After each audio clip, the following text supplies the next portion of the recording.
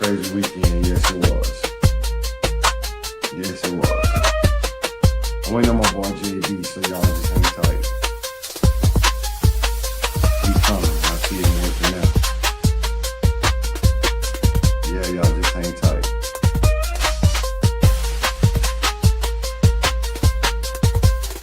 We're now starting the broadcast, guys.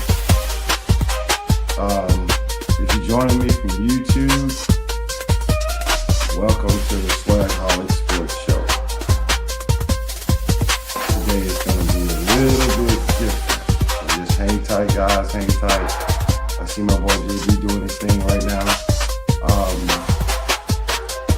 I'm not going to listen to myself because I can't stand to hear myself talk. That's crazy, man. I'm not going to listen to myself. But I am going to bring it to you guys today.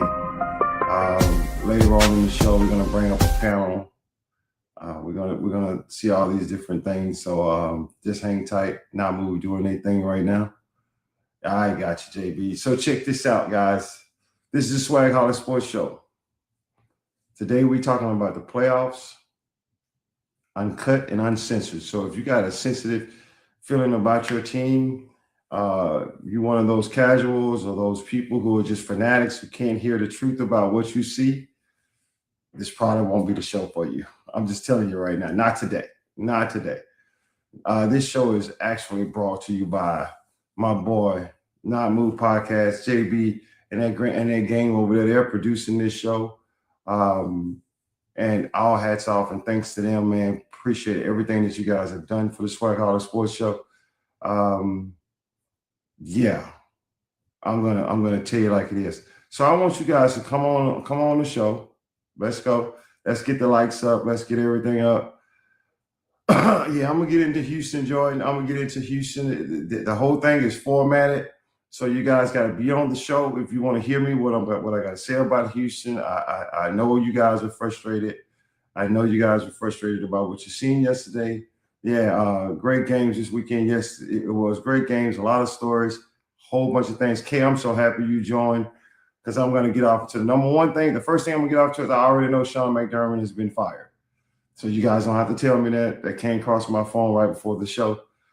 I know Sean McDermott have been fired, but I do not want to move away from what I got to say because I'm going to get into the Sean McDermott being fired and all those different things. But I got to say what I got to say, guys. And y'all help me out in the audience too. When people jump on the show, there's going to be people who mention things that I've already said. Y'all just let them know in the audience, hey, he's already covered that. It is what it is. Sorry you missed it. When this playoff started, there were 14 teams, 7 in the AFC, 7 in the NFC. Now, if you've been watching my show, I kind of was giving you guys hints on who would be in this Final Four. If you've been watching me anyway, I was giving you hints. So what I mean by that is I told you guys that defense, stopping the run, running the ball, quarterbacks was going to determine this playoff because it determines every playoffs. So that wasn't a big secret. I gave you hints like early in the season when I told you, watch out for the Rams. And I know you guys remember me saying, watch out for the Seattle Seahawks. I mean, all these different things. I remember telling y'all the Denver Broncos front four like thugs. They get after the quarterback. They can hurt you. I mean, I know you guys remember that. I know you remember me saying stuff like that. I mean, so I remember you telling I made my prediction. I said, I know Seattle is going to be in the NFC. Seattle's going to be in the NFC Championship game. And I know New England's going to be there. I don't know who the other two teams were. Now we know who the other two teams are. They're the Rams and they're the Broncos. Now, so let me just start off by saying this.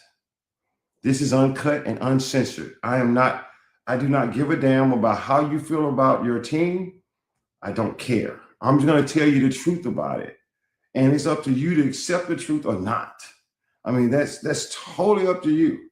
If you're going to accept it or not. I'm just being honest with y'all. I do not want to come on my first show, a first produced show with this bullshit. Like, I'm not going to give you what you need to hear because I want the audience to understand this is the real deal.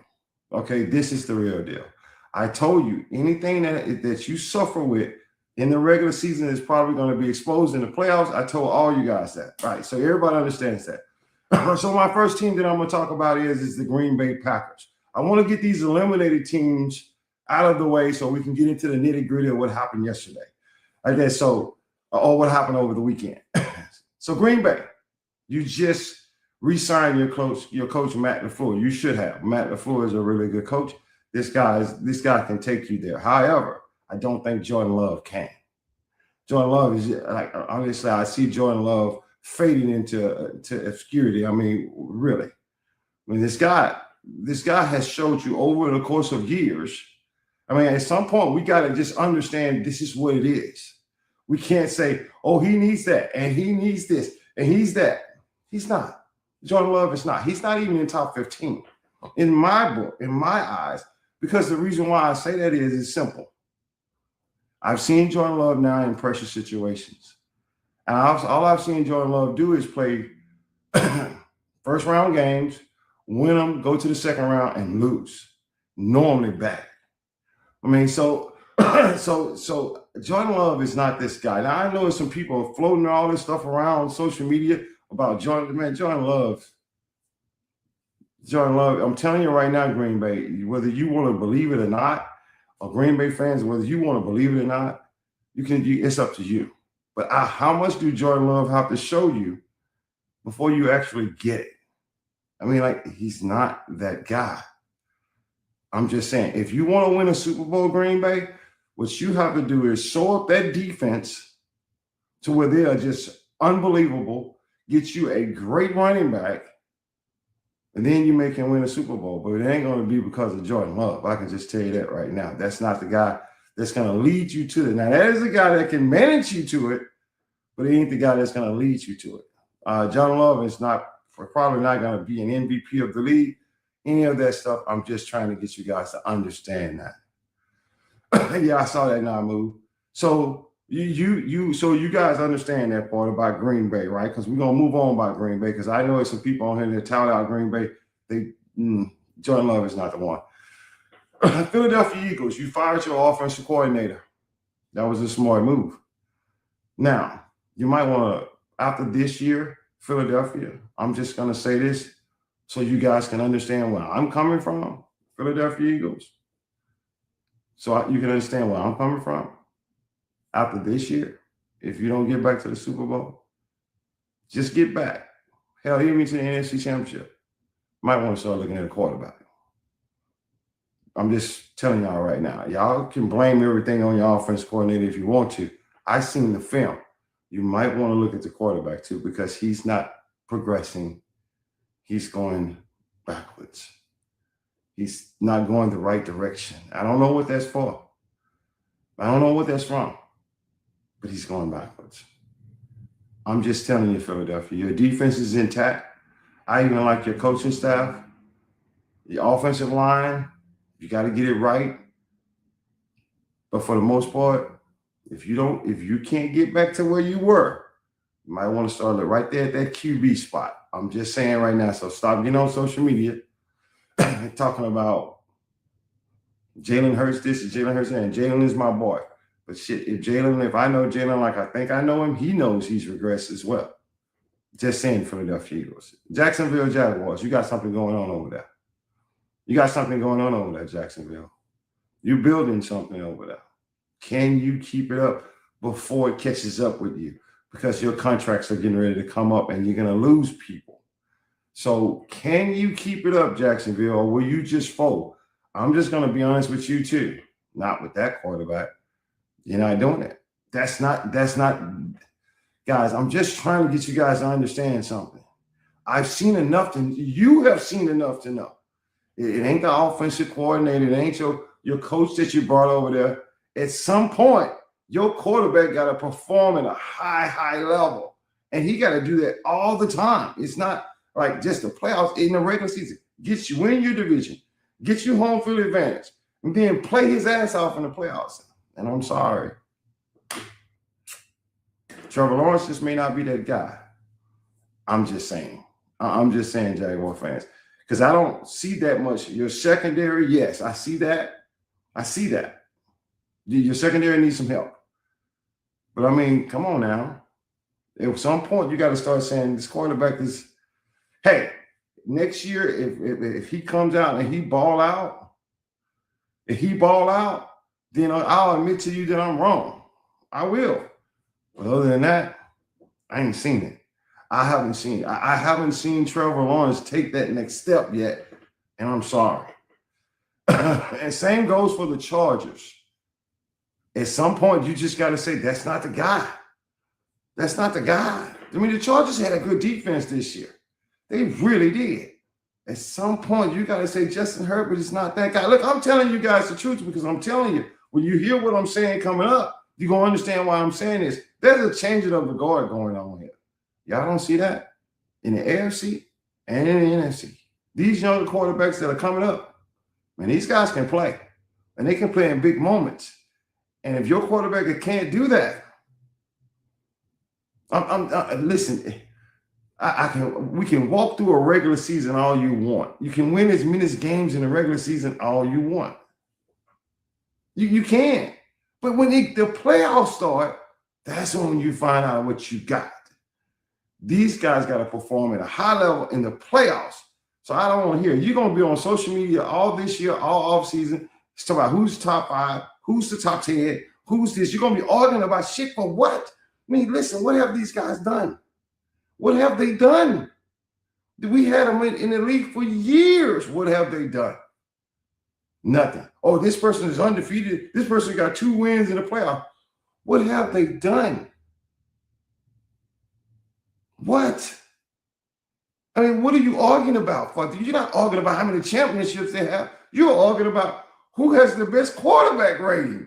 I mean, who gives a shit? How many games have they won that matter to you as a fan base? How many? How many? Because that's what it's all come down to. You see these Final Four teams, they're playing to go to the Super Bowl. They're playing to get that second trophy. Remember how I told you guys? There's a little trophy, that's the division. Then there's that other big trophy, that's the conference. Then there's that Lombardi. That's what these guys are playing for. You are at home. But yet every year you're going to sit here and tell us it's going to be something different. You're going to tell us it's going to be something different. It's not going to be anything different. Don't you understand? Either you're growing or you are fading away. It's that simple. We try to make this thing so much more than what it is and hoping for something better. What is the definition of being stupid, fan bases? Doing the same damn thing, expecting a different result. That's not going to happen. You have to do something different. A la, when I get to these other teams, Pittsburgh Steelers, you got a whole bunch of shit you got to do. You got a whole bunch of stuff. We are tired of seeing the same old shit. Every single year we see the same thing. Now you make the first move because you fired your head coach. That's what I'm talking about. Now you got a chance. You say, okay, we fired our head coach. Let's bring a younger coach in here, a different mind off in here. Let's get this tough Steeler kind of defense going on. Let's get this Steeler offense that can move the ball and run the ball and control the clock. If that's the way you're going to go, then that's the way you're going to go. Whatever it's going to be, now you're on your way to change it. I can't even get mad at you, Pittsburgh, because you have already made the first step. Some of these freaking teams still think that they got a chance for what they already have. You made the first step. You fired your head coach. That's what I'm talking about, Pittsburgh. And that's just being honest. Because the truth of the matter is you needed to change. I mean, you had to have a change somewhere. Now you got to go get your quarterback. You know everything else that you have to do. I don't have to tell you what you have to do. You already know it. You already know it. But at least you made the first damn step. So Pittsburgh, you got nothing but love for you on that. And just to repeat back to Jacksonville, I'm going to tell you this, great season. That was a great season. You got a lot further than I think you thought you would get. But that's making progress. At least you're making progress. Green Bay is not even making progress. So that's why I said it is. You just forget about it. I mean, you just forget about it. I mean, now Philadelphia regress. It is what it is. So now, The divisional round playoffs. I'm going to start with the Buffalo Bills. They already made their first step. They fired Sean McDermott right before I got on the show. I actually thought they was going to fire him before then. I thought they was going to fire him right after the game. But Buffalo fans, listen to me. Stop going on social media. You're talking about you got ripped off. You didn't get freaking ripped off. Oh, I got ripped off. Let me explain something to you. You cannot win a playoff game turning the ball over 5 times. You can't do it. You left points on the field. When you leave points on the field, especially if you're better than the other team, if you leave points on the field, your ass is going to lose. You're going to lose. I'm just being honest with you guys. Now, there's a lot of people gonna hate me for being honest, but I'm just telling you, I'm just in that mood because I see so much on social media and some of the discussions and the arguments, and it's just so stupid. They're so frivolous. I'm like, what are you talking about? What are you talking about? Do you not remember all the opportunities that you had to win that game when you want to talk about referees? For what? You should have never been in that damn situation. If you capitalize on everything that was given to you, you win the game. Hell, you don't even have to capitalize on everything, just the majority of things. Sean McDermott was the answer, Buffalo. You got to move on from him. Get you an offensive-minded coach to work with Joe Brady, but get you a good defensive coordinator that can change some schemes because I'm tired of seeing the same old Buffalo every damn year. And Josh Allen got to play hero ball, and then everybody going to blame it on Josh Allen. Everybody. Now, don't get it twisted. He played his role in that too. He forced balls too. He did a lot of things wrong too. But I've seen Josh Allen play great football, and his defense always lets him down. Let's just be real. Josh Allen, he did what he was supposed to do. He got the lead. The defense gave it up like a prostitute on Friday night. Every single time. It's almost like clockwork. So you made the first step, Buffalo. I'm proud of you for doing that. I'm so happy that you did that because you got to say everything. You cannot go around as a fan base trying to act like, oh, well, the refs did that. They didn't call it. They called him pass interference. I don't hear all that shit. You should have never been in that position. You should have never been in that position. You put yourself in the right position, you win the game. You capitalize on every mistake that Denver make, you win the game. It's simple as that. Denver beat you. They won. It is what it is. I'm not going to entertain you talking about this pass or this, that. They beat you. And I heard some people say some things like, oh, well, the playoffs now in the NFL is more like a Mickey Mouse playoffs or something like that. That's bullshit. That's only something from your head that you're saying because your team is eliminated. And it was a Buffalo fan who said it. That's crazy. That's crazy. It's a Mickey Mouse playoffs now that you're out. So wasn't a Mickey Mouse playoff when you was in? You can't say that. You can't say that. The playoffs is just as tough as it was before you got eliminated. That's just the wrong thing to say, but that just shows fandom. That it is what it is. Now, Buffalo, I'm gonna move on from that. We're gonna go to the Chicago Bears. Chicago Bears. Caleb Williams is gonna be something. Shit, I don't know what yet. That son just got it, man. He got that. He got that thing. He got that thing. And a lot of quarterbacks have it. Some quarterbacks do. Some quarterbacks don't. Man, Caleb Williams had it. However, you can't throw 3 interceptions. You can't throw 3 interceptions. He threw 3 interceptions. Let me explain something to y'all. My boy Cody sent me a message last night saying that the 3rd interception wasn't his fault. Well, Cody, guess what? Yes, it was, and I'm gonna show you what I mean in a second. But what I mean by that is he didn't need that. Just throw the fucking ball away. You're trying to squeeze a ball into so many people. Just throw it away. You need 2 first downs, and you win that game. That's called situational football. Now, on the goal line, when they went for 4th and 1, Chicago left 9 points on the field.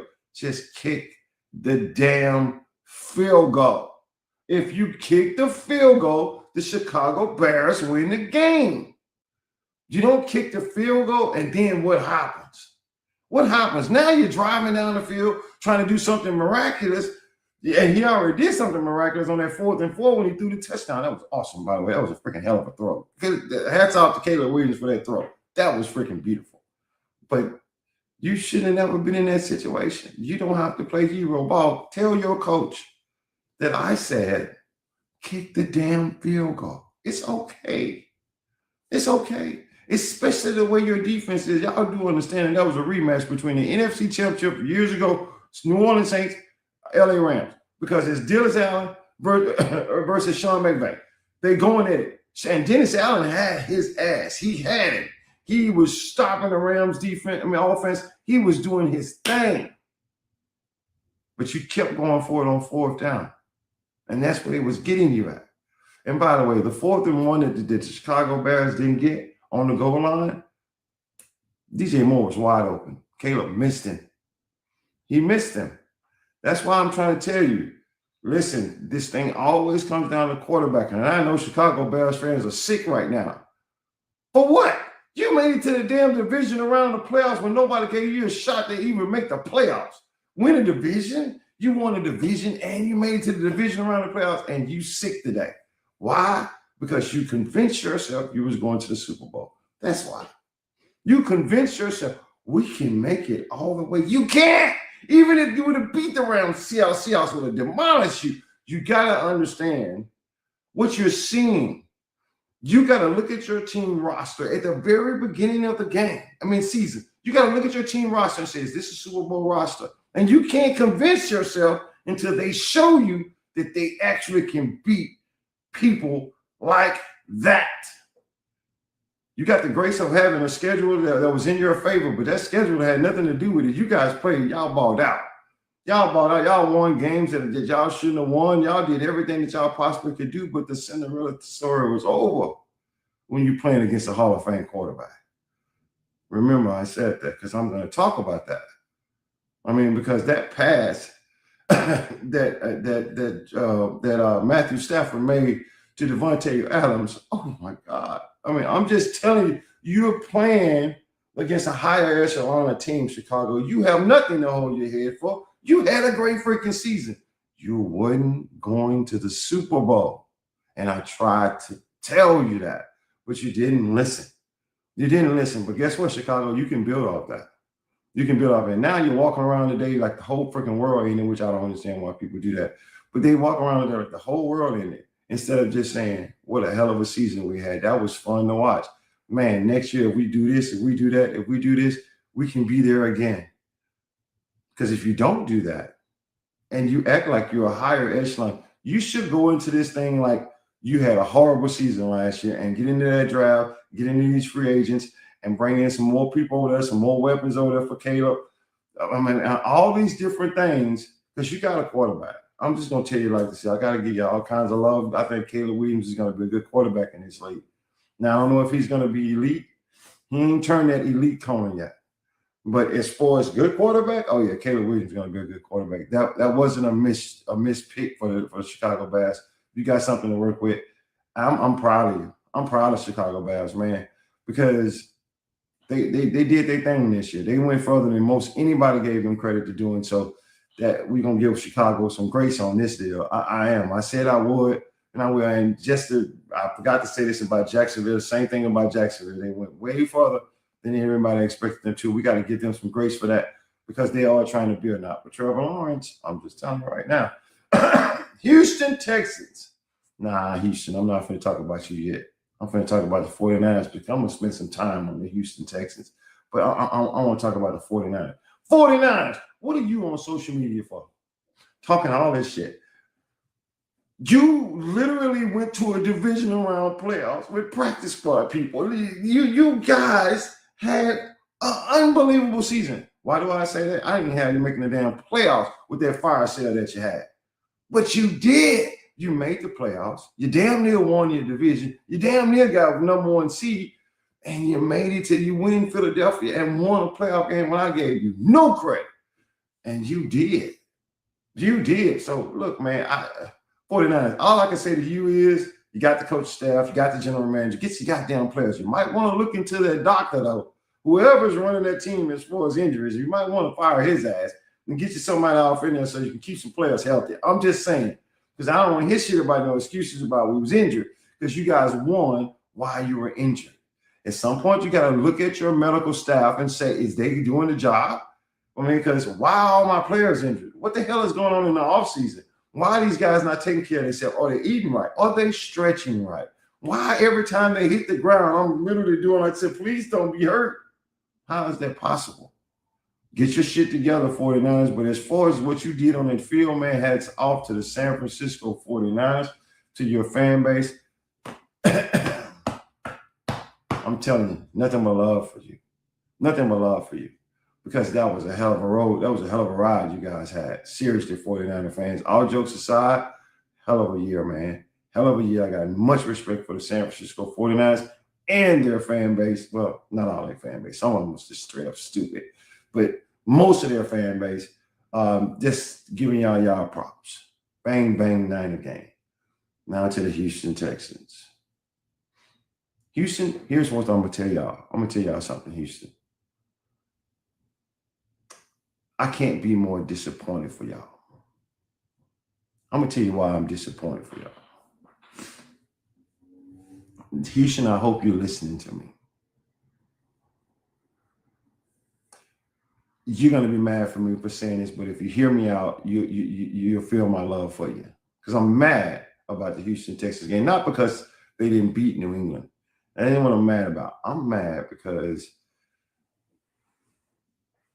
C.J. Stroud, after his first year, went on every single podcast he could possibly show his face on.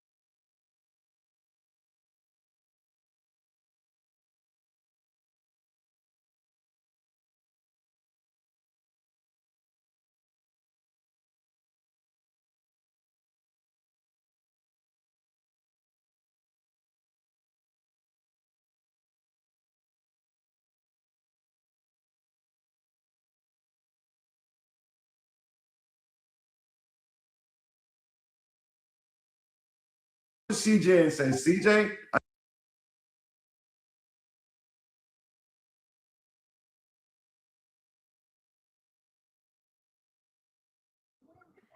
so you gave Jordan. I want to hear yours now. Oh, I mean, y'all aren't gonna like my take because it's very soft, right? I understand these people get paid millions of dollars to win games, right? And I understand that they're professional athletes, but I just can't take the human factor out of it. You get what I mean? And that's why I don't like to do playoff predictions because, like, you just can't factor out human error.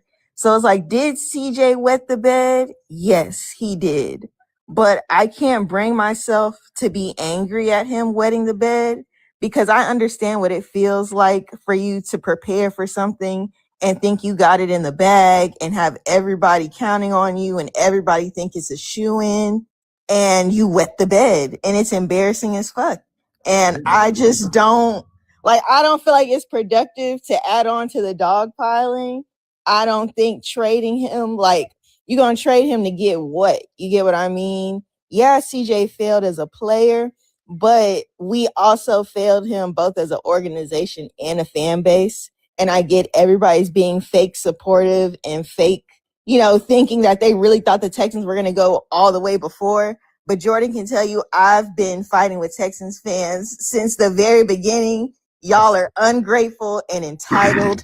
We had 3 seasons in a row where we had less than 5 wins. CJ and D'Amico come and instantly turn that around and win the whole division. You get what I mean? You can use the excuse that it was a trash division. They still won the trash division in 1 year, which other people couldn't do. And all of a sudden, the divisional round isn't good enough for y'all after 1 year. It's only year 3. Again, I don't know what y'all reasonably expected, but to try to blow up the whole building now because, we had a misstep, I just don't think that's the smartest thing. And y'all just can't get me to crash out. Like, I'm going to be honest with you. Jordan, hold on. Okay. No. All right. Because I see I understand where she's coming from. I want to ask her some questions. So let me ask you a question, Joe. Here's the thing I love about you. You actually love the Houston Texans. I do. But here's their part. You ever heard, as you were growing up, anything about tough love? Yep. All right. So hold on for a second. So you said it yourself. You said the Houston Texans has been at they changed this whole culture. We won games. We've been in division round 3 years in a row. So you've heard me say this. There's a small trophy they call it a division trophy. Then there's the other trophy that they call a conference championship. Then there's that Lombardi, right? Yep.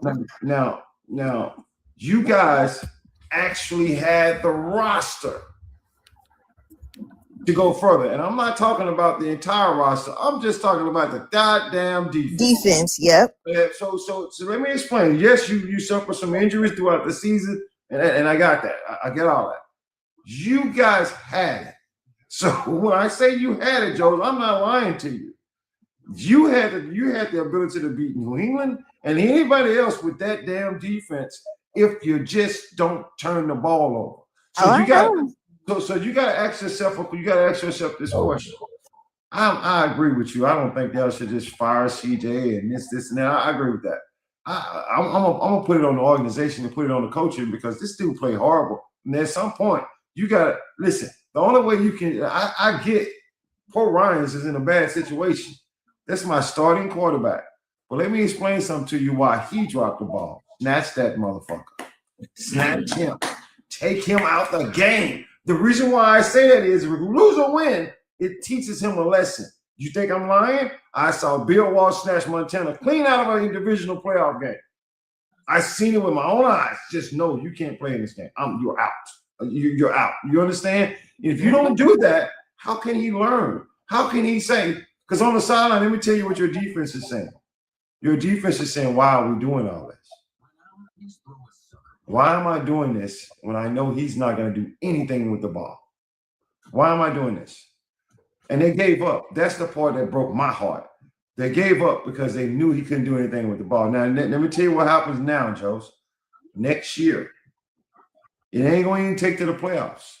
If you get halfway through the season and he's not playing well, they're going to have to replace him. Because if you don't, you'll lose the team. See, in the locker room, Joes, this is what they're saying. They're not saying it in the media. They're not saying it to you. But you can bet your ass they saying it in their locker room. They're going to walk up to him somewhere during midseason next year and say, man, I'm tired of this. I'm tired. You got to understand, I got 8, 9, 10 years of my career to try to win a Super Bowl. And I'm giving you everything I got, and your ass cannot move down the field without turning the damn ball over.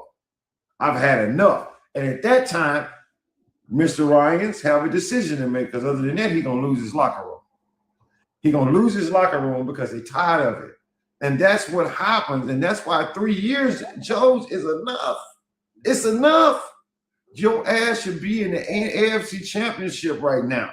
You should. Your defense played that good. So now, I get it. Maybe the Houston Texans need to go spend some more money on that offensive line, right?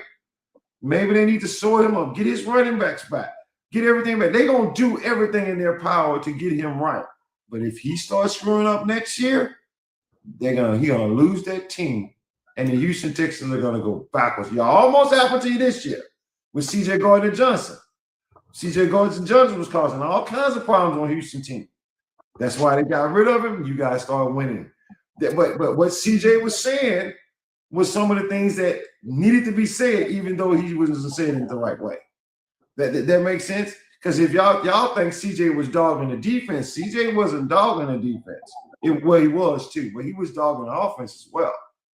Because he understands with the championship, you need two. I need offense and I need defense. And I need him to play complementary football.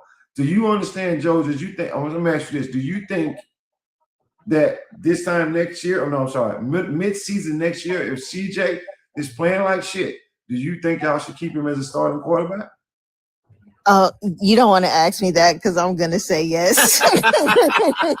Yeah. Sorry. Hey, one thing about Doug, she's unfiltered and uncut. Yeah. Look, I'm sorry. If Jordan Love and Lamar Jackson can get 4, 5, 6 years, to prove themselves, I'm sorry. I can't give up on them year 4. And that's cool. That's why I'm not part of the front office. No, not give up on him.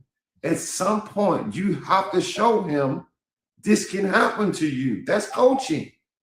You have to show it. And listen, let me tell you something. Everybody knows this on this panel. Maybe you even know. Bill Walsh did the same thing to one of the greatest quarterbacks to ever play the game. That's Montana in his prime. Sit down. Steve Young is a starter now. Okay, now that I can get, like what they did with Bryce Young. I feel that. Bryce Young. They did it with Bryce. You shot Bryce. Back, huh? That's all I'm saying. At some point, you got to show him your job can be taken. And you know what? Here's the thing they can do, Joe. They can bring in David Mills in training camp and say, you know what? You're fighting for the starting position. You're no longer just a backup. You can get the starting position if you outperform him. Competition is how this game is played, Joe, and that just is what it is.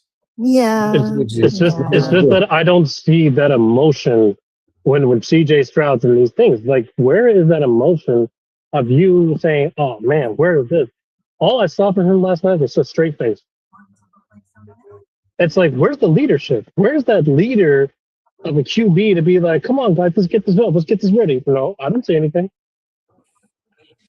It's almost and if he comes up to contract, yeah.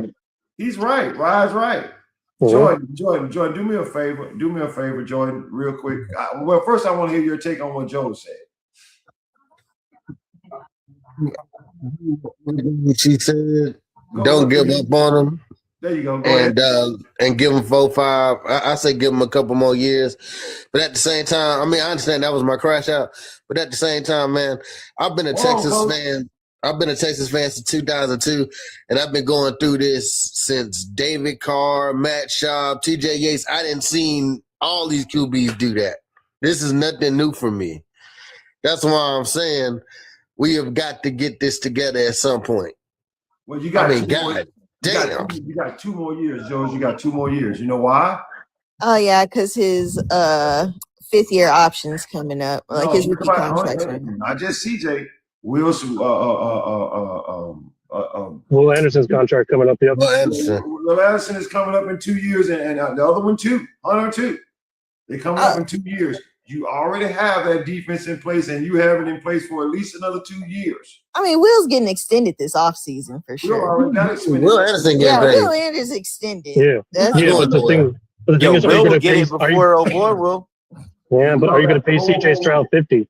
Are you pay him 50? And Will were extended this year prior to this year. 3 years. Wait, what?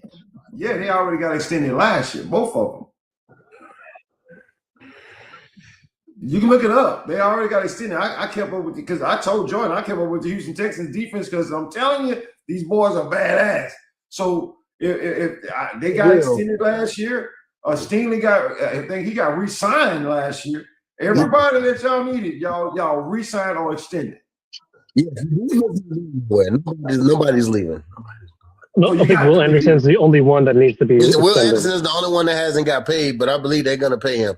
The thing is, right now, I wouldn't even be thinking about paying Stroud. Not right now. Yeah, now, that's where I just disagree because I feel like that's too emotional of a decision. Well, watch this, Joes. Watch this. The Chicago Bears moved on from Justin Fields, and they got Caleb Williams, right? Mm-hmm. I'm just saying, Joes, if you're sitting there in the first round and a quarterback is up there, you already got a defense. Would that be a bad idea?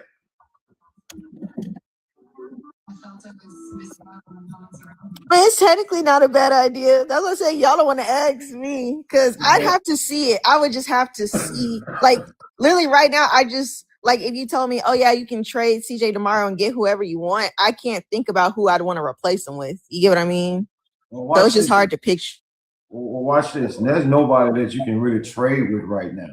All right. But would it make sense to, like get prepared for just in case? Yeah. I already know. Like, I'm telling you right now, if I was a general manager, that's how I would be thinking. I mean, I didn't watch this guy for 3 years. I watched him have a great year his first year and then regress from that point on. So I got to do something. I can't just sit back and hope CJ gets it together. I can't do that. I protected CJ. I got videos to show you that I protected CJ. I made videos saying CJ can be one of the best. But CJ, after 2 years, I got to believe what my eyes are seeing. I can't just hope for I the best. feel that. I mean, like, and with the quarterback market, I don't know if the quarterback market's going to agree with the decision of the Houston Texans paying CJ Stroud. Right. That's what I'm saying. So I'm just saying something got to change. Jordan, do me a favor. Get down in the audience. I'm gonna bring Coach up, and then I'm gonna bring you back. All right. Jordan know how this works. He's been on the show enough.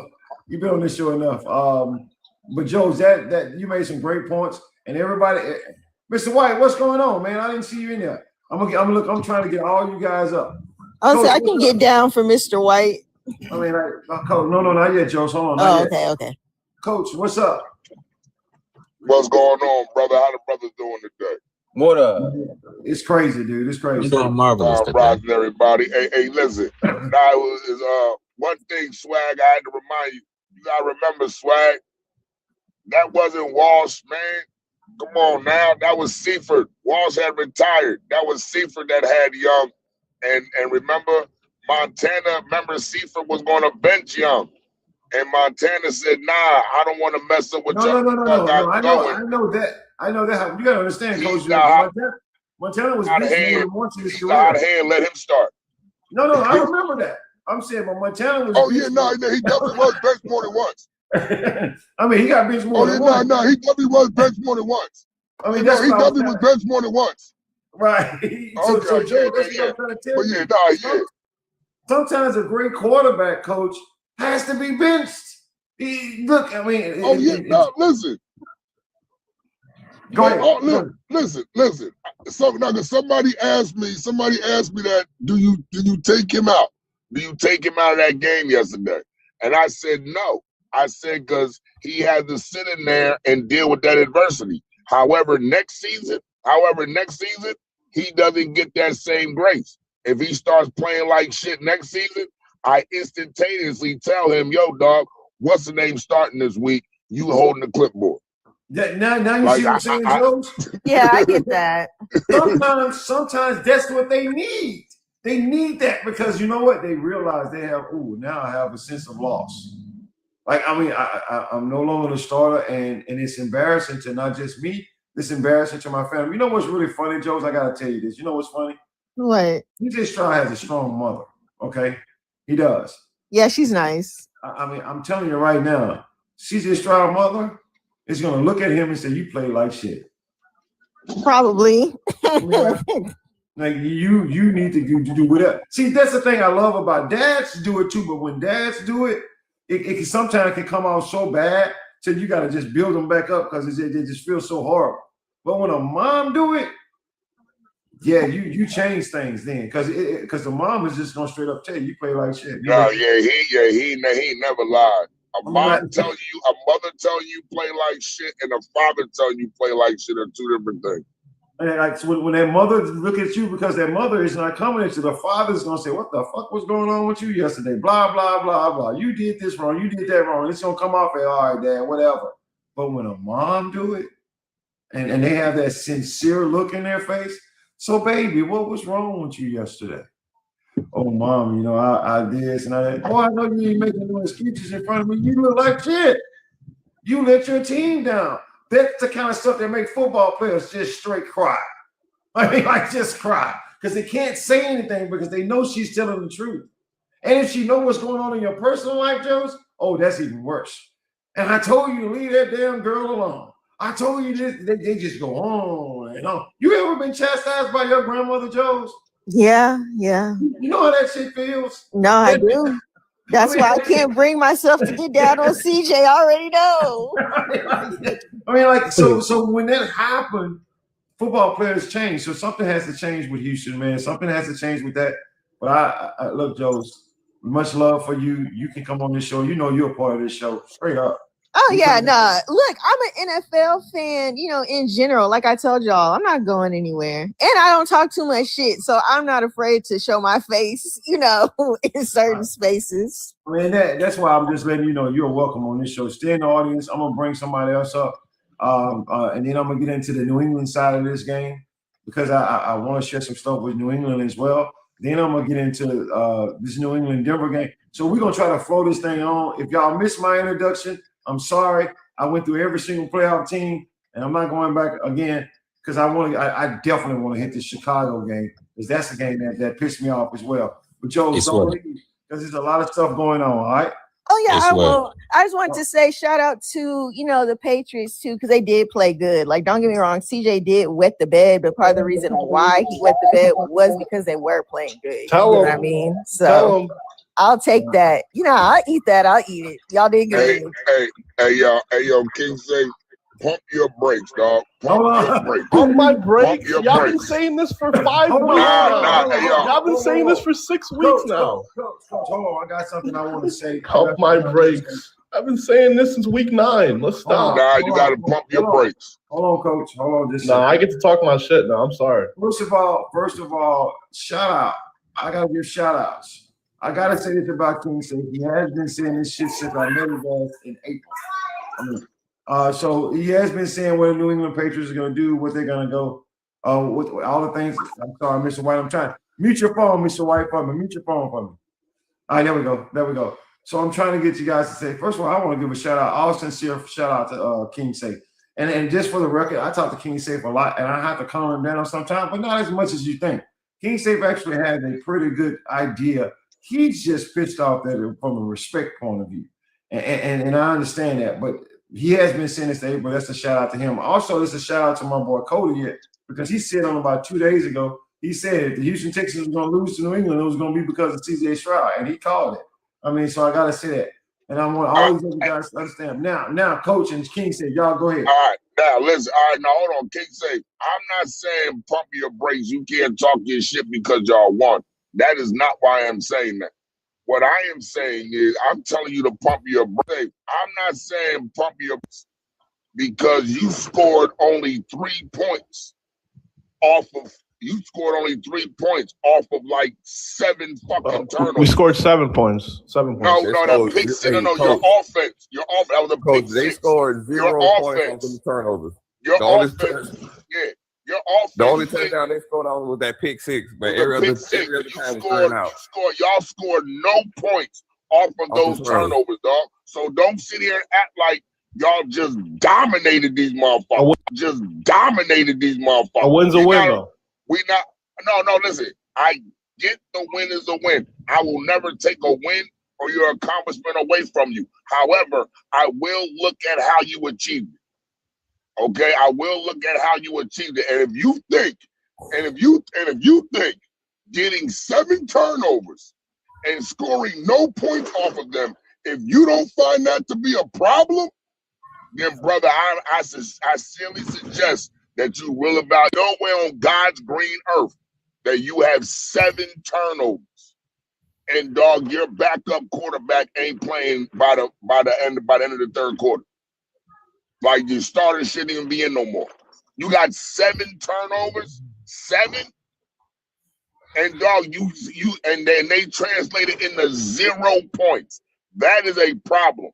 Just like I came up on this show and I told everybody when we beat New England and we had 5 turnovers, and I said, yo, we had 5 turnovers and it was a 1-possession game. That is a fucking problem.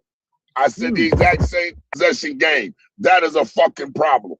I said the exact same thing when we played the Colts. We had 6 turnovers. It was a 1-possession game. I said that is a huge problem. That is not sustainable in the NFL. You will not win like that. Happy and secure about that win and have your chest all poked out and not be worried or concerned that your team had 7 turnovers and produced 0 points from those turnovers. That is a problem, dog. I mean, yeah, facts, but like I knew about, I was telling Swag about that offense. Like they pissed me off because, so I know that, trust me, I watch football, but the reason why my chest is all built out because y'all been saying since week 9, I take mental notes around here. I take mental receipts. Since week 9, y'all keep moving the goalposts, right? Y'all kept saying Drake May needs to go win a playoff game. Well, he just won 2 against the top 5 and the best defense in the NFL. I understand he could have moved the ball, but that defense was playing great for 4 quarters until about 8 minutes left. So that's why my chest is out. I've been saying this since April, and I was bought in since August 3rd when the report of Mike Vrabel going up to Drake May and telling him to celebrate with your teammates. That's when I started buying in with my team. That's why I'm talking so much shit. Everything that I've said has become true.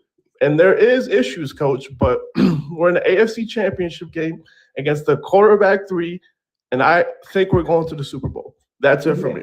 Hey, Swag. No. And listen, and I completely understand that. All I was saying, the reason like I said, I don't want you to get what I'm saying misconstrued. I was just saying you have to pump your brakes because that is a concern. That's all I'm saying. That is a huge concern to have 7 turnovers and no points. You gotta play better than that. But you know what? At the end of the day, yes, we could have played better. I agree. We could have played better. Drake May, I was so angry every time when he was fumbling the ball 4 times.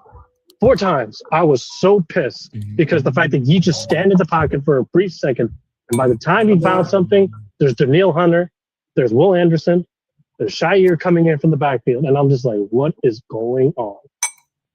At the end of the day, he put the numbers up against that defense, and everybody, including people on these panels, saying that this defense is going to rock the crap out of Drake May.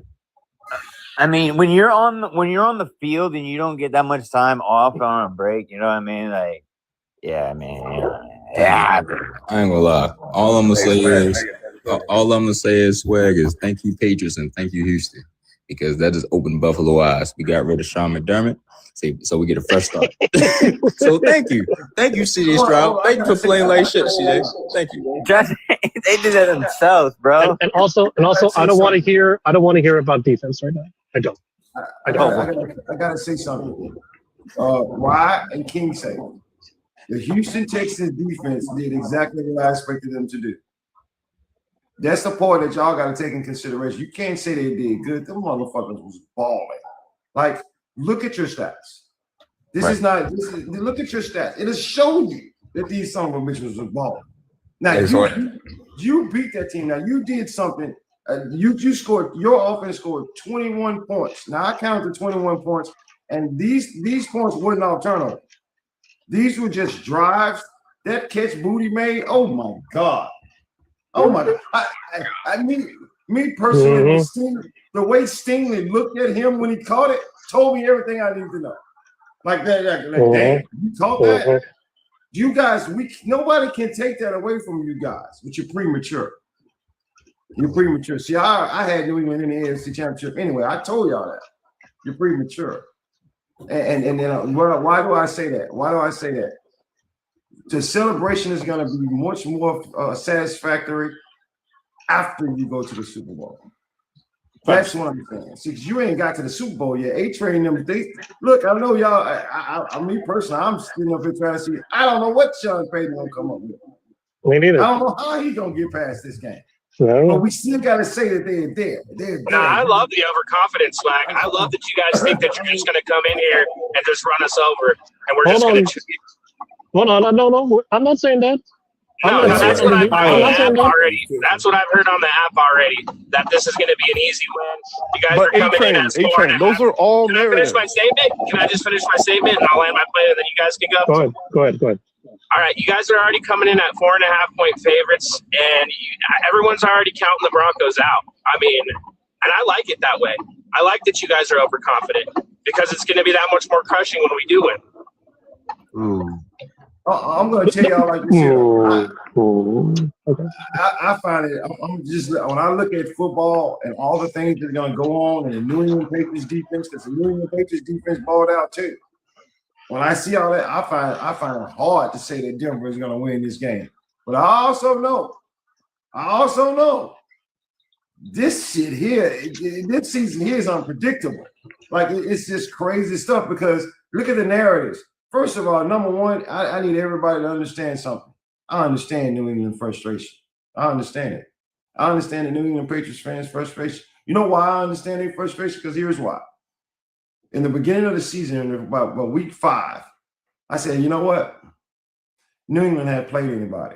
I made that statement right here on this show, right? Then week 8, I think it was somewhere around week 8, week 9, somewhere. What week did y'all play the Giants? Week 9, 10. I came on this show and said, y'all better fucking watch out for New England. And everybody said to me, what they played the Giants. No. And I said, I don't give a damn who they play. It's how they beat them. They beat the crap out the Giants. And when I seen that, the Giants had beat Philadelphia. They gave the Chiefs all kinds of hell. They gave so many people all kinds of hell. And they got beat to death when they went to New England. And I came on this show and said the New England Patriots are a team to be reckoned with, and they're probably going to the AFC Championship. Because I didn't see anybody that had it all together. So I gave you your props. And I'm still going to give you your props. Coach Conlon was right. That was embarrassing for y'all. Y'all should have beat the shit out of Houston. Like, y'all should have beat them, but then we ain't going to take that. I'm not even trying to attempt to take that win away. But me and King say what's up. He sent me the same thing. Cat Swag. We're not getting the points off of these damn turnovers. That was concerning him. Now, do you have to play perfect now? No, you don't. Do Drake May need to stop fucking fumbling the ball? Yes, he do. Like, I'm telling you, he has to stop that. You cannot get away with that over and over again. Somebody's gonna catch your ass on it, and then they're gonna just take advantage of it. Right? But so it's still a lot of things that you got to show up. But one thing that you can be sure of, you got a good running game, you got a good defense, and with those two, you can always be in a game. I mean, so you can always be in a game. You got to worry about it. But let's not get it twisted. This is the AFC Championship. People has to step up for Denver. Denver's going to play you tough. And I'm telling you right now, Denver, in their eyes, Denver fans and the Denver Broncos believe they can beat you. That's why they call it a football game, and that's why they say that's why they play the game. I mean, so we can find out. That's on there. But yeah, it's a lot of people disrespecting New England, and so I can feel where they're coming from. They disrespecting them all year long. Every panel I went to, I heard somebody saying They ain't play nobody. These boys beat the Houston Texans defense, and we got to give them credit for that. Like it's just that simple. No, hey, yo, see, here's the fact of the thing, Swag. You know why I didn't pay no mind, and should nobody who understands football pay no mind to the people that kept saying New England ain't play nobody? Because every time somebody said that, I said, well, then who Buffalo play? They were like, what you talking about? They got the exact same fucking schedule except for 3 games. The exact same teams. They play the exact same fucking team. So how come you're not running around saying Buffalo ain't play nobody, but you're quick to say New England ain't play nobody? Right. Thank you. And what's funny is, enough of Buffalo. All right, okay. Leave it alone. All right, stop bringing this up. Leave it alone. That wasn't a shot at you, Gay. That wasn't a shot at you, Gay. That wasn't a shot at you, Gay. I was just talking about people's football IQ. The only difference that Buffalo had was just the Houston Texans. That's it. I'm gonna tell y'all just straight up. I'm gonna tell y'all another thing that I think y'all should definitely acknowledge on social media. Y'all said the same thing about Denver. It's the same thing. Like, for instance, Denver took just as much criticism as New England did. Actually, I think New England took more. But Denver took just as much criticism too. Like, I mean, both of these teams, every panel should say, you know what? We had it wrong. Now, I told Denver, and I still said today, your ass still can't stop that A-gap run. I mean, it is what it is. But you're finding a way to win without it. See, and that's a great coach. That's what great coaches do. But Mike Vrabel literally took a team and put that shit together like a puzzle. Like, I mean, like, hey, you come over here. Splain, you come over here. I need you. I need Corden Davis. All y'all come over here. And we're going to just find the pieces of the puzzle, and we're going to put it together, and we're going to put Drake May in the middle and get him a damn all-pro MVP candidate season. Damn! I mean, that's got to be exciting, right? You got to give them credit for that.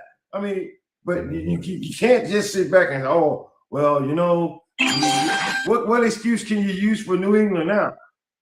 You can't use any excuse. What now? No. Hey, so what's the narrative now? What is it? I had to do that because guess what? We got to do it again on the NFC. It's the same thing. We got to do it on the NFC as well. Now, I told you the Rams with Seattle didn't get no love. They didn't get no love. None. Zero. I mean, like, who the hell is Seattle? Well, Seattle, I mean, like, they didn't get no love, right? But the Rams did.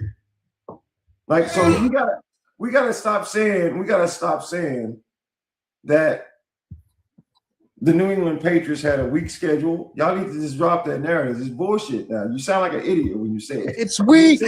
It's a weak schedule. It's weak. Swag, I can see that you transitioning over to the New England. I just want to say one last thing about CJ Stroud in Houston, Texas. So you remember the old school movie with Keanu Reeves, The Replacement?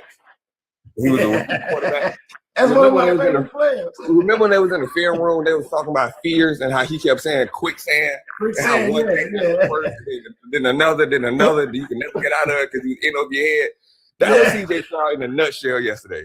From passing, he actually got a player injured by trying to throw a ball for him to catch the ball. So I mean, the touchdown to Christian Kirk was late and behind him. So I ain't gonna say nothing else about it. Hold on. Go shit, Mr. White. I ain't gonna lie. I ain't gonna lie. That was a good analogy. I'm watching it, right? I'm looking at it. I'm like, okay, pass late and behind him. He throwing up the interception like he playing hot ball. He just threw it up. Somebody get it. I don't know what it was. Then it was like I say, passing completely late. The interception he threw on the out route to the cornerback that never plays. I was watching Speak Easy with LaShawn McCoy. He knew the cornerback and he played with him in Tampa. He didn't even catch interceptions. That's why he kept bobbling it on the sideline. That fourth pick that he threw in the first half. That's the Davis. Yep. Swag. CJ Stroud had a QBR of 28. Do you know you can spike the ball every down and have a better passer rating than what CJ Stroud had yesterday? Yeah, it actually be 39. Right. One more last fact about CJ Stroud. He had more incompletions than Drake May had pass attempts yesterday. This is more of a Jags crash out at that point. If I'm Will Anderson in that defense, Swag, And 3 minutes left in the fourth quarter, I got 3.5 sacks and 2 forced fumbles, and I have nothing to show for it because my quarterback just keep giving it out. Like I said before, Mr. White, they was giving it up like a prostitute on Friday night. I mean, like, one last thing, Swag. A wise man once told me, your ceiling is your circle. You only go as far as who is around you. It's been 3 straight years of CJ Stroud, 3 straight divisional round exits. Your ceiling is your circle. You're not going to go no further than what you're getting at with CJ Stroud. I'm not trying to hear he didn't have no receivers.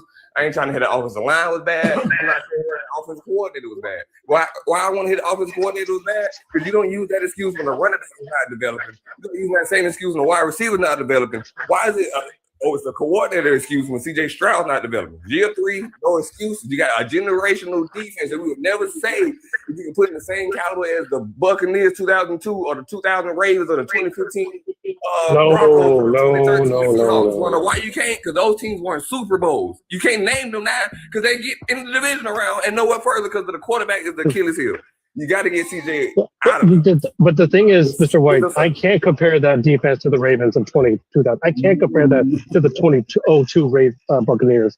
That's what I was doing, though. I was comparing it to them. That's what they were literally doing a week ago. That's what everybody was doing a week ago. No, sorry. I do compare that defense to the Ravens defense. I do. You know why? Because even though you say that you guys won the game, you can't take that away from their defense. Now, what the 2001, 2000 Ravens offense didn't do is turn the goddamn ball over. Like so you cannot use that as a narrative. Trust me when I tell you, all Trent Dilfer did was hand that bitch off and move. That's all he did. He didn't have to do anything else. And let Jamal Lewis be Jamal Lewis. He didn't have to do anything else. We do not fumble. We do not throw interceptions. We let our defense win the game. So, yeah, I'm going to compare the Houston Texans to the Ravens. But then again, Swag, hey, Swag, I said this earlier before, and I said this a couple of weeks ago, and I just said it this morning on the live, that you won't see any more 2000 Ravens, and I didn't say defenses. I said you won't see no more 2000 Raven teams, 2002 Tampa Bay Tampa Bay Buccaneer teams. I said you won't see any more of these teams. I said because offenses have gotten too dynamic for it to be just a defense and you not do nothing on offense now. You have to do something on offense, whether it's just sustaining 8 points. You still have to do something on offense now. And I said that earlier. I ain't say you won't see no more defenses because I compared them to the Ravens defense because if you look at their defense in totality, they ain't got no fucking flaws. They don't have any fucking flaws. In the secondary, they're stacked. Linebackers, they're stacked. Front four, they're stacked. They don't have any flaws. So if your offense, the only difference is now is that your offense must do something. They must do something. I ain't saying they gotta do a lot, but they must do something. If your offense does nothing, those men are still as good as they can be, and as good as they are, they're still humans. So therefore, if they're on the field, if they get off the field, and then they're sitting down, talking, going over techniques and they're looking at their tablets. And before they can get finished going over their tablets, they say, you hear somebody saying, defense on the field. You're like, God damn, I just sat the fuck down. That was Will Anderson and them yesterday. They're like, God damn, I just sat down.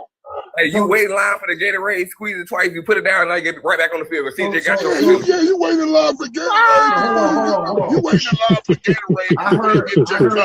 That's what I was saying, man. If you don't get a break off the field, bro, I mean, it's not. I mean, how the time of possession was the key too.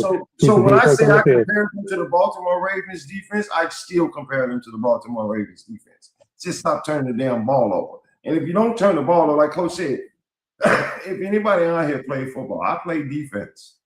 And I played at the smallest level. You let me ass have to be on that field and watch what I say to that offense. You watch what I'm gonna say. I'm tired of being on the field. I'm freaking tired. Get a first down. Give me 6 plays. Like so when I said it, I said that. But I stand by everything that I said because I've seen it before. And I would believe it or not, New England, I was seeing it yesterday too. And still until they start turning the damn ball over. I mean, so I want you guys to have your flowers. I want you guys to talk your shit. But like I told you last night, say, ain't nothing been done yet. You just in the AFC Championship. The key to it is to win it. Finish the job. Yeah, we got to finish the job. Yeah, 100%. I agree. My boy texted me last night and said he was so proud of his team, and he has every right to be. And you know what? He to the day he's feeling good, regardless if the New England Patriots lose or not, guys. I'm telling you right now, you can't say shit about it. That's one of the only teams that is in the playoffs right now that you can't really say shit about. And we kind of expected it from Denver. They was in the playoffs last year. These some bitches weren't in the playoffs last year. Or matter of fact, the last 5 years. Man, but they're in it now, and they're in the AFC Championship. And you know what? There's no more narratives, guys. Just leave the narratives alone. There's no more narratives. New England's supposed to be there. Denver's supposed to be there. So all you guys are on that. All you guys are gonna be on these panels talking all this shit today about this and that and this. New England's supposed to be there, and Denver's supposed to be there. You know why I know that? Because they're there. It is simple as that. Because they're there. I gotta get my boy up here. He ain't been on here in a while. I'm just telling y'all right now. Let's stop this. I'm telling you, right here on the Swag Show. Let's stop this. There's no more narratives. I heard somebody was saying something. Oh, well, the playoffs is Mickey Mouse now. No, it's not. Your team's just not there. Man, listen. Make the changes, and maybe you can be in the AFC Championship. But I'm going to give all kind of respect for the New England Patriots and the Denver Broncos because they there. Like, you're going to watch them this weekend. You're going to be watching them to see who gets a chance to represent the AFC in the Super Bowl. And for that, that's respect. And Coach will agree with me. Anybody on this panel who don't agree with me, something's wrong with you. They dare. I don't give a damn how they got there. What you think? You finna watch them in the AFC Championship. Right. Simple as that. And then I'll say this about Houston. There's a question mark when it comes to paying people. Will Anderson definitely deserves to be paid. Like, this guy definitely deserves to be paid. CJ on the other question? I'm not sure. I'm not sure either. Now I want to take this New England fans. I did that because when I was thinking last night, and Denver fans, I'm going to tell y'all something. When I was thinking last night, I thought about this. The Denver Broncos, guys, listen to y'all. Just hear me out for a second. The Denver Broncos offense is not something that we want to write home to mom about during the season at all. But Sean Payton, how we gonna dog Denver? And Denver was winning games like the Chiefs was winning games last year, close games. But everybody dogged us and say, "Oh, we win in 1-score games." Now, I'm not telling you that's going to win the Super Bowl for you because believe me when I tell you, both of you teams, New England and Denver, the Rams and Seattle are something to be dealt with. I'm just telling y'all right now. Yeah, I mean, but still, let me ask y'all both a question. All right. Here's the question I'm gonna ask y'all. If Denver, I'm gonna start with you, A-Train. If Denver loses to New England in the AFC Championship, are you disappointed in your season this year? No, you have to improve on what you did the previous season. We were a first-round exit last season. We went 14-3, owned the number 1 seed, sent Josh Allen home. I'm happy. I'm happy with where we're at, but I'm still hungry for more. Don't get me wrong. I got you. So why? Rightfully so, and you should be in both. You should be happy. You should be hungry. Send Josh Allen home. And then that man, fuck all the way on. So Ryan King said, let me ask y'all a question. If New England lose to Denver, would y'all be disappointed this year? Yes. What say the question again? As y'all lost to Denver in the AFC Championship, would y'all be disappointed on this season? I think King said yes. How you say yes? Yes. Wow. I say no. Because honestly, this was supposed to be a rebuilding season. Right. I'm gonna ask Kingston how you would be Totally agree with disappointed. you, Bray. Totally agree with It's you. the fact that you're one game away and you just couldn't get it done. Like, I mean, the Eagles got it. I mean, I just don't understand. I do understand, right? You're a young, inexperienced team. We're supposed to be in this position. But I feel like I got to take feelings out of it and stuff like that. I just feel like being one game away from the big game would hurt. It would hurt. I'm not going to lie. And how about the Buffalo fans? They were also 2 times they were one game away. Look what happened to them. Let me ask you this, Kingston. It may hurt, but it also will be a great teaching tool. See, without any success, you got to have failure. You got to have failure. Ain't nobody going to get success without failure. I'm telling y'all, I'm sorry to tell you. You learn more from failure than success, too. Yeah, you learn, and then you keep losing in odd ways. You keep failing and failing and failing and losing in odd ways. Yes. And the fact that wasn't 13 seconds. And the fact that Drake May was able to get this far in his second year, this will only help improve him in the playoffs come future years. Right. And A-Train, I'm going to say this. For this one, I agree with you. Denver is going to give us one hell of a game. For my eyes, it's going to be on your QB, how he does in this game. Yeah, I hope you guys come in overconfident because I know we have the better offensive line. I know we have the better defense, and I know we have the better head coach. I'm not overconfident. I'll tell you that right now. I'm not overconfident. Y'all watch this. Here's why I got to say this. And this is going to sound crazy to the New England fans. I'm going to make New England fans tell you, this is why I think both of you guys should respect both of you guys, right? Y'all should go into a mutual respect for each other. And I'm going to show you why. About some years ago, the right before the playoffs, the starting quarterback, Drew Bledsoe, was hurt in a game, and Tom Brady became the starter of the New England Patriots. Now, he was very much covered. Belichick knew how to protect it. And the ball off, we're going to play great defense, and this is just why we're going to win the games. Now, that led into all the way to the Super Bowl. And in the Super Bowl, this dude had his moment. Like, there was a moment where he, you know what? And John Madden said, if I was New England with a rookie quarterback, I would just sit on the ball and go into overtime. And then Drew Bledsoe looked at that young quarterback and said, no, fuck that. Throw it. Slang it. Let it go. And Tom Brady looked like, oh, my God, a machine. Shoo, big play out the clip. Big play to Branch. Another big play. This could be Denver moment, is what I'm saying. This could be their moment. That's how you guys got y'all dynasty started. Through their moment. I'm not saying it will be. I'm just saying it could be. That's why you should respect each other. Now, I'm personally just going to tell you, Trent, it ain't nothing personal. I don't know how y'all gonna get it done with the backup quarterback because I haven't seen him do it. I don't know him. I gotta go try to find film on him. I mean, it's something. I mean, that's what I'm saying. Doesn't that kind of work in a favor when you don't have film on someone? You really say that, A-Train. Now that's an advantage because I have no film on him. I don't know what he's about. Do he have wheels? Can he run the ball? I don't know anything. It puts Vrabel them in a bad situation because they gotta go find college film. There's anything that they can find on this kid. I mean, but is it really going to come down to that, or is it going to come down to these defenses? That's what I think it's going to come down to. I thought that as soon as they announced who was going to play each other, it's going to come down to these defenses. Whatever defense plays better that day wins that game. And that's how I look at it. So regardless, guys, I think, and letting everybody know on panels and all these people who are going to leave this show and go to another show, y'all stop with the excuses for Denver. Stop with the narratives for Denver. Stop with the narratives for New England. You can't say shit. These son bitches in the AFC Championship, and they fighting for the conference right now. Show some respect. I mean, because other than that, everything that you say is stupid. It's just not. It doesn't make any sense. I mean, they're playing for the AFC Championship, and you know what?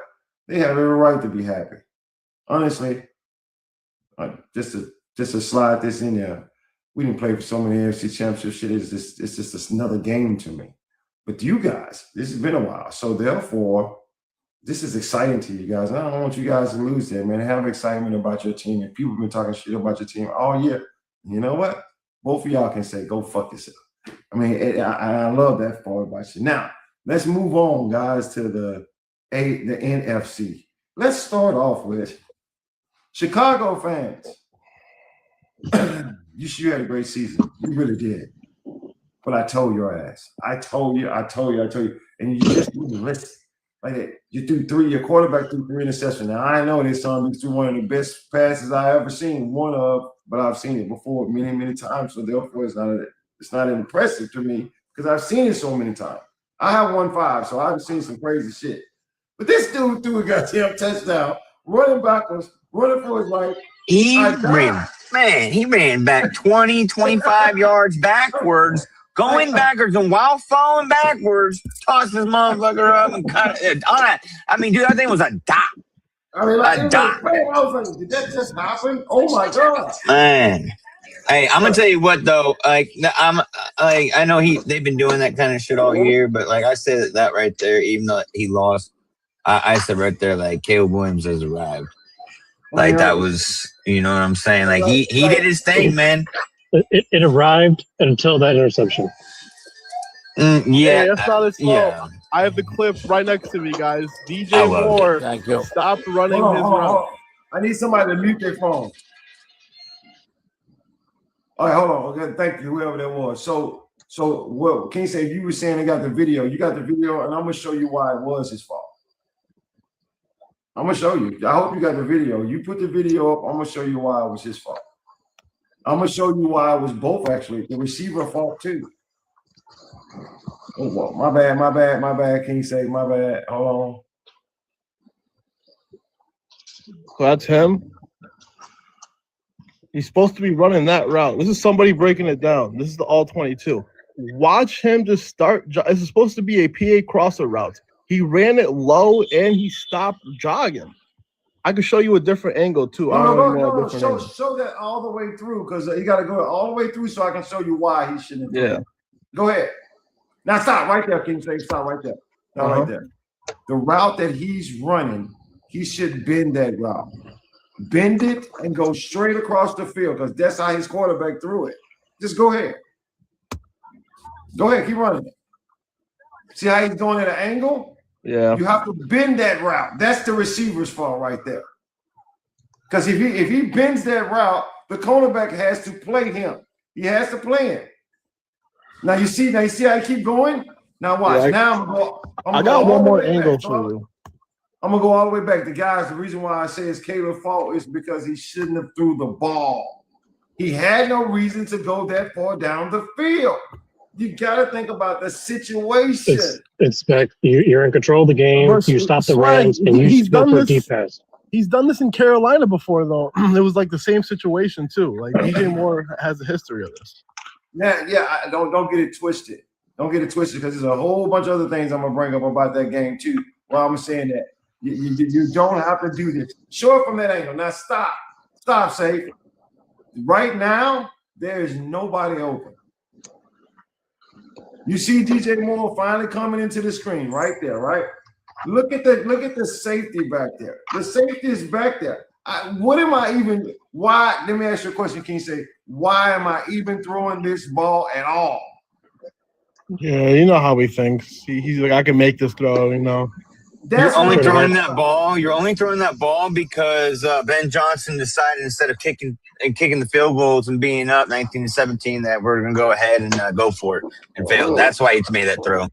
Then again, like you have control of the ball, you had time on the clock. No effort at all. Swag. King say, watch it. Stop. No, go back a little bit more. Go back a little bit more. A tag. I'm gonna tell you when to stop. Go.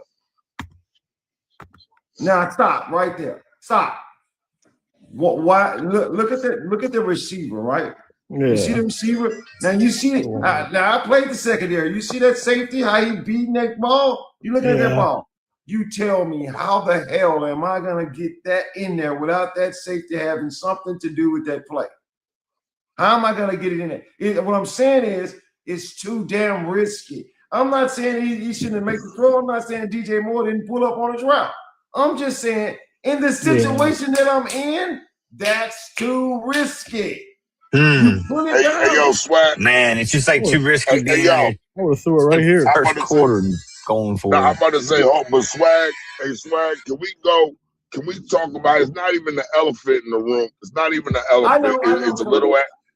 It's a little ass cat, because this cat's been creeping around the NFL, infecting coaches. Yep.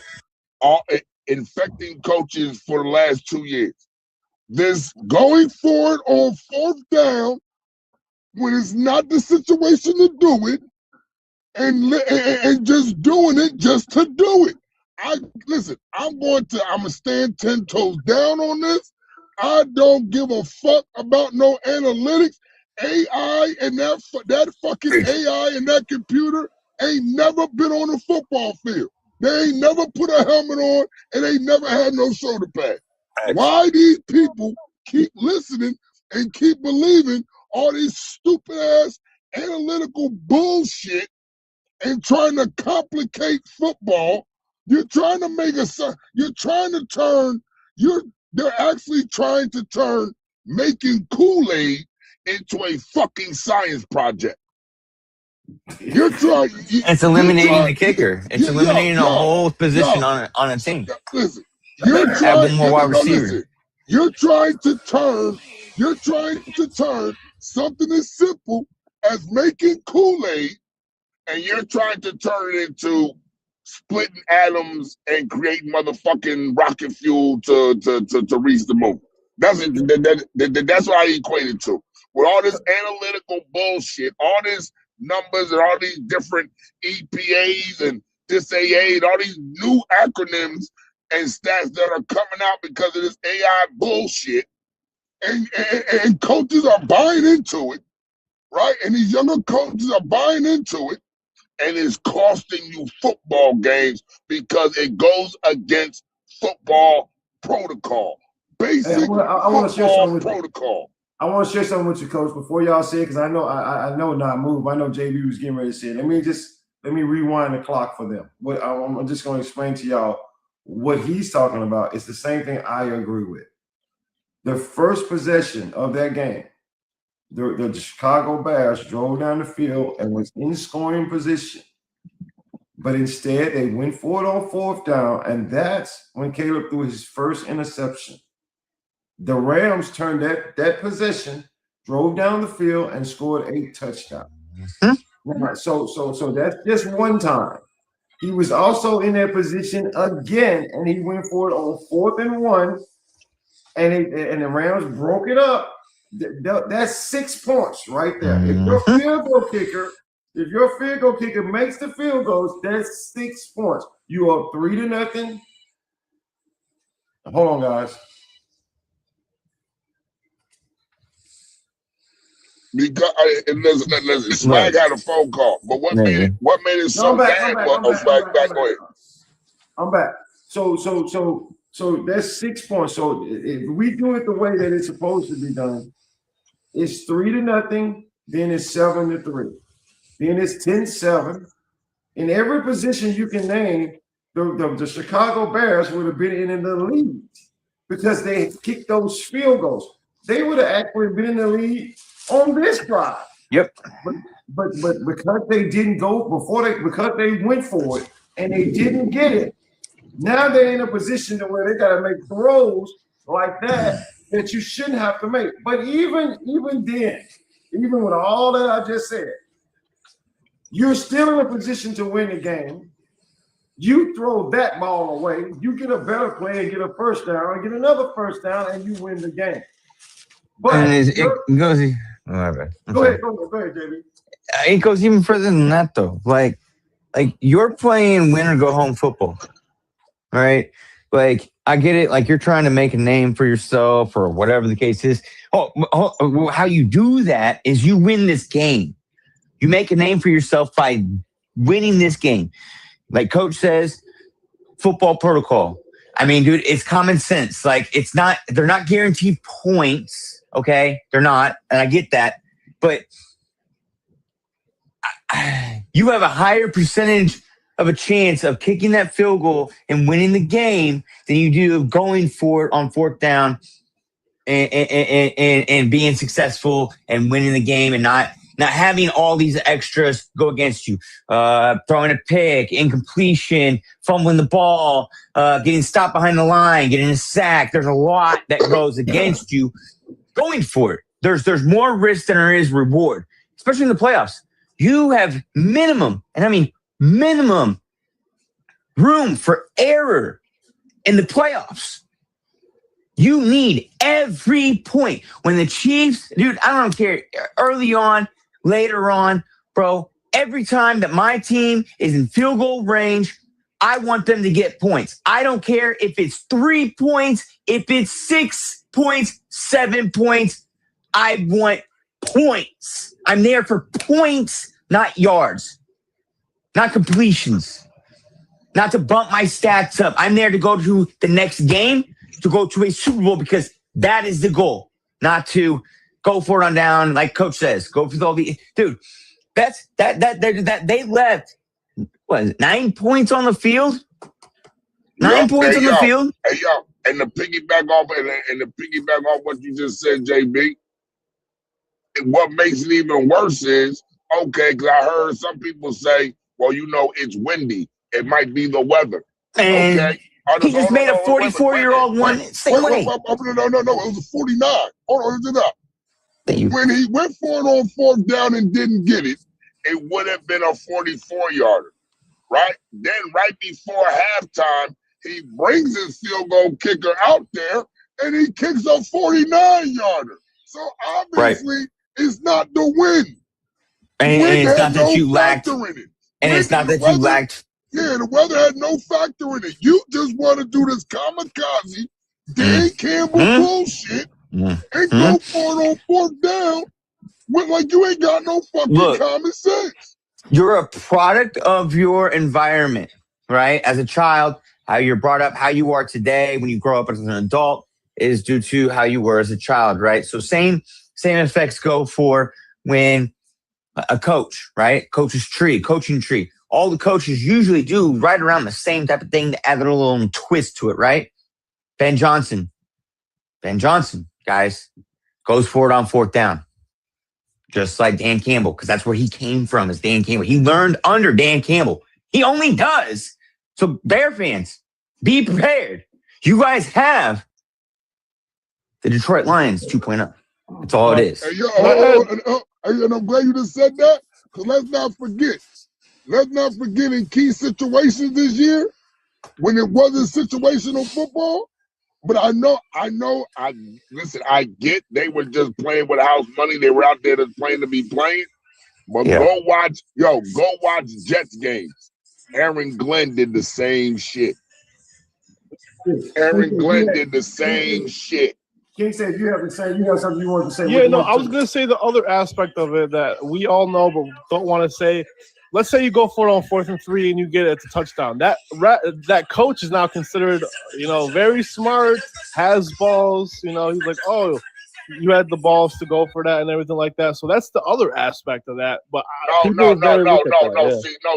See, King said, I'm gonna give you pushback on that. Because when you go for it on 4th down and the situation does not call for it, a person that understands and knows football will say you got lucky. They'll say you got lucky. They will not say that was a smart football play. They will say you got lucky because in the reality of it, it's not smart football. So you will not be credited with being a smart coach. No, you will be credited for being lucky. All the time Dan Campbell goes for it on 4th down and is not situational. When he just going for it all willy-nilly, he gets it, it's considered luck. Nobody considers him smart or a fucking football guru for doing it. They consider him lucky. Guys, and most people say, and if you ever hear analysts, they'll say, boy, he's lucky he got that, because if he didn't, you know what they say. You're a fool when it doesn't work, and you're great when it works. Most analysis give you that ideology when he does that. Now, guys, I want to tell everybody, thank you for all the gifts out there. I've been seeing you, and everybody who have gave a gift today, man. Thank you guys, straight up for all that. I'm gonna say this. It's in other words, football is not played for the hype. It's not played for.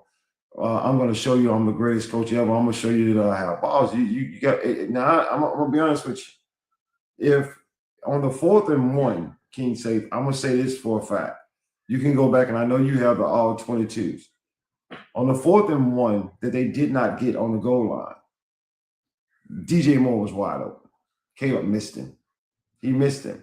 He was wide open. I mean, like it would have been a touchdown. But you have to, this is what I'm going to throw in on all this stuff right here. Your arrogance as a head coach is going to get your ass whooped every single time. You did not have to do that. Chicago was doing something that I didn't expect them to do, and nobody on this panel expected them to do, play great defense. They were playing great defense. Their secondary was balling out.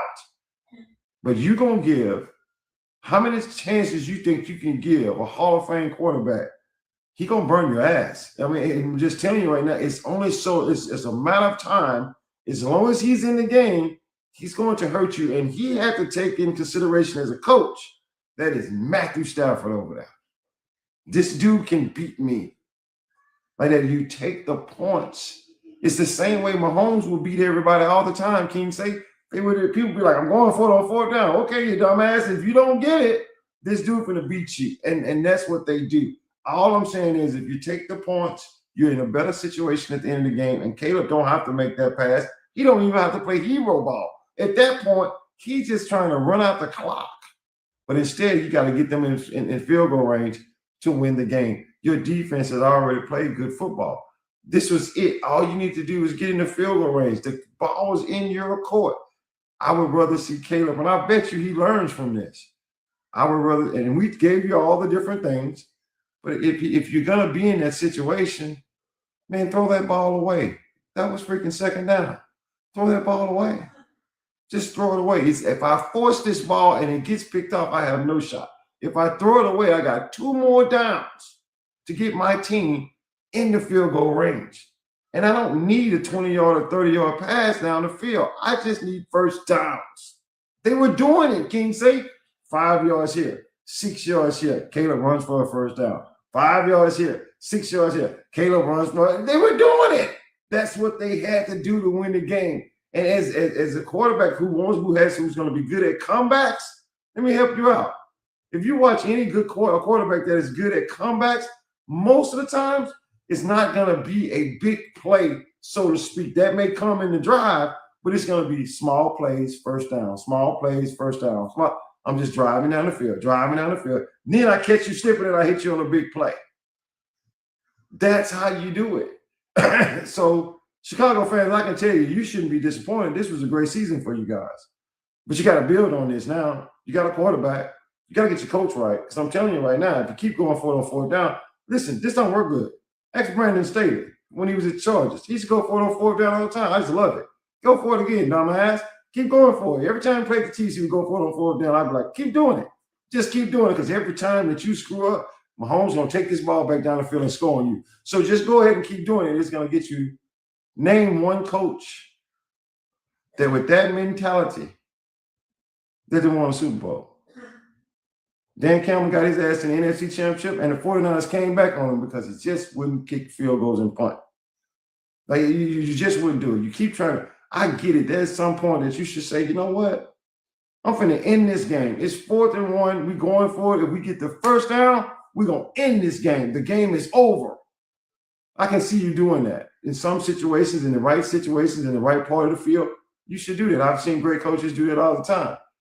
But when you're doing this all through the game, I mean, that's just crazy to me. Just kick the damn. I said that when he went for it on 4th down in the first drive, I said, this is a mistake. And it was. Like, just kick the field goal. So that's all I'm saying. And Caleb, if they want to play that aggressive, then go right ahead. I'm telling you right now, teams will take advantage of that. That is what it is. Listen, I want to give a shout out. I want to give a shout out to everybody on this panel. Kay, I'm sorry. You got on the show late. No, you're good. You're good. I know you want to say what you want to say and stuff like that. And the majority of the things that you said was right.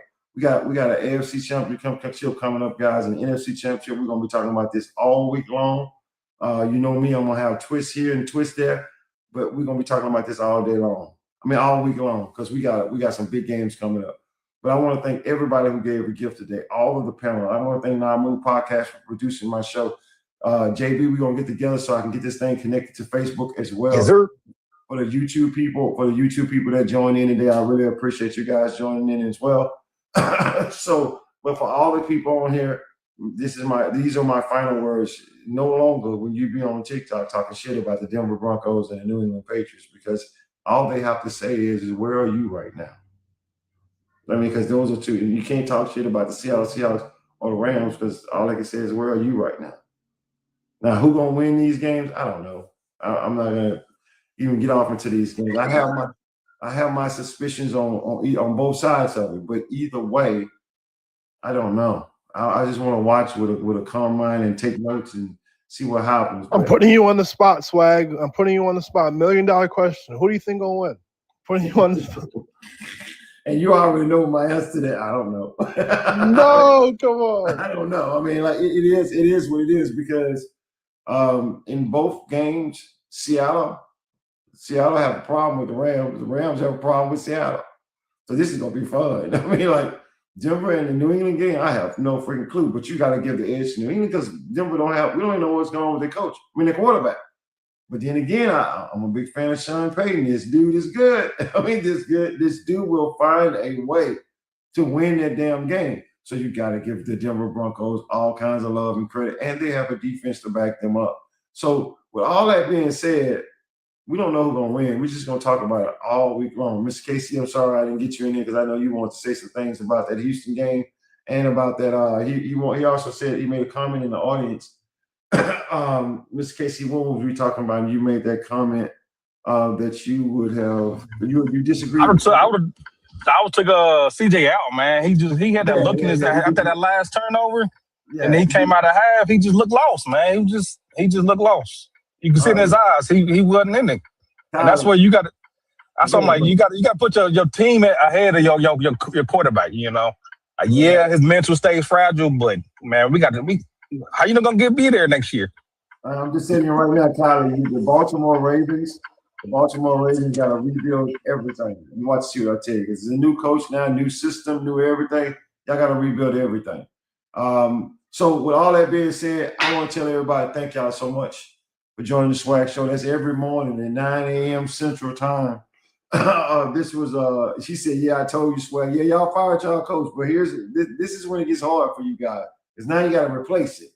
I mean, so so I want to just tell everybody, thank y'all so much. Thank you, Not Move Podcast. Y'all look, this thing continues. Not Move Podcast getting ready to start the show. We got all kinds of people going on right now, but with all that being said, this non-casual podcast may not be reproduced, retransmitted, or reused without the authorized written consent of the Not Move Podcast Network. Thank you, and we hope you enjoyed today's broadcast.